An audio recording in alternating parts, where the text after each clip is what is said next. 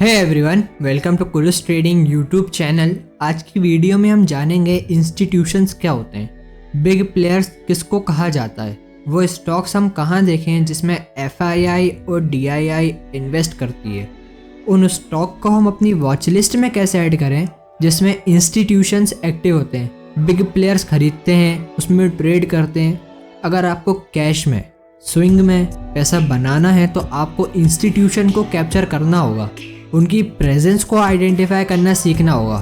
उनकी प्रेजेंस को आइडेंटिफाई हम कहाँ कर सकते हैं? उनकी प्रेजेंस को हम चार्ट पर आइडेंटिफाई कर सकते हैं। उनका डाटा चार्ट में अवेलेबल रहता है जिसकी मदद से हम अपनी डिमांड जोन्स बना सकते हैं, सप्लाई जोन्स बनाए जा सकते हैं। तो चलिए जानते हैं इंस्टीट्यूशन कहाँ किसे जाता है। Mutual funds, banks, hedge funds, big players, FII, DII, इन सब को इंस्टीट्यूशनल इन्वेस्टर्स कहा जाता है। ये वो बिग इन्वेस्टर्स होते हैं जो मार्केट को ऊपर लेके जाते हैं। ये वो बिग इन्वेस्टर्स होते हैं जो बिग अमाउंट इन्वेस्ट करते हैं, लाइक 100 CR, 200 CR एटसेट्रा।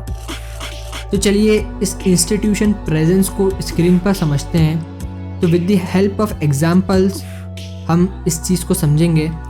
तो स्टॉक के ज़रिए हम चीज़ को समझते हैं। तो पहले स्टॉक का नाम है RGL। इसके अंदर हमें लास्ट कुछ दिनों से इंस्टीट्यूशन प्रेजेंस देखने को मिली है। इंस्टीट्यूशन प्रेजेंस क्या होती है? इंस्टीट्यूशन वो प्रेजेंस होती है जहां पर बिग प्लेयर्स बाय करते हैं।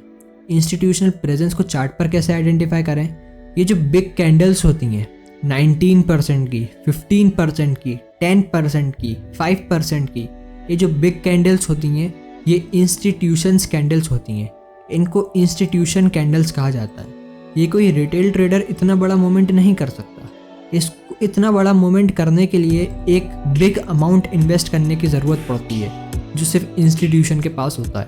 तो ये जो मूवमेंट्स होते हैं ये इंस्टीट्यूशंस के मूवमेंट होते हैं और इन्हीं इंस्टीट्यूशन को ध्यान में रखते हुए हमने अपना डिमांड जोन बनाया था और जिस लेवल से प्राइस ने फिर से रिएक्ट किया और करीब करीब इसके अंदर हमें 11.7% का रिटर्न देखने को मिला था। तो इंस्टीट्यूशनल को कैप्चर किया जा सकता है। तो जो भी बिग कैंडल्स होती हैं चार्ट पे उनको इंस्टीट्यूशन कैंडल्स कहा जाता है। उन्हीं के हेल्प से, उन्हीं की मदद लेकर हम अपने डिमांड जोन्स मार्क करते हैं, सप्लाई जोन्स मार्क करते हैं।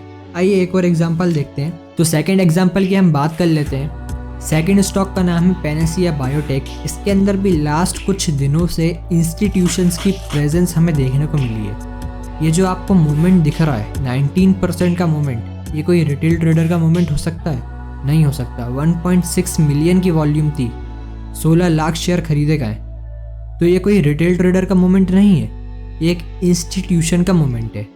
और इसी इंस्टीट्यूशन को मूवमेंट को कैप्चर करके हम अपने स्टॉक्स आइडेंटिफाई करते हैं, अपने डिमांड जोन्स आइडेंटिफाई करते हैं। अब इनके अंदर इंस्टीट्यूशन प्रेजेंस कहाँ कहाँ है?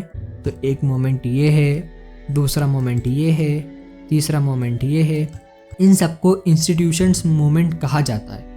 ये वो मोमेंट्स होते हैं जो इंस्टीट्यूशनल द्वारा इनिशिएट किए जाते हैं और इन लेवल के अंदर डिमांड बहुत होती है जिस लेवल से प्राइस रिएक्ट करता है और हमें बहुत कम टाइम में 1 वीक के अंदर या 3-4 दिनों के अंदर हमें रिटर्न देखने को मिला जा सकता है इसके अंदर।